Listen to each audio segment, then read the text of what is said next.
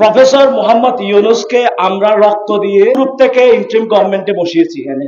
এরপরে প্রফেসর মোহাম্মদ ইউনূসে যা যা করতে হয় উনি তার ব্যতীত যা যা করতে না হয় উনি সবগুলো করেছেন।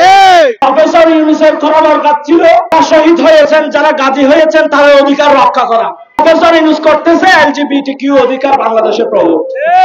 সম্পূর্ণ পশ্চিমা কালচারাল যে একটা অ্যাগ্রেশনস আছে এটা আমাদের উপর চাপিয়ে দেওয়ার জন্য পুরা ইন্ট্রিম মিলে কাজ করতেছে। অথচ আমাদের রক্ত কি এজন্য দেওয়া হয়েছিল? না।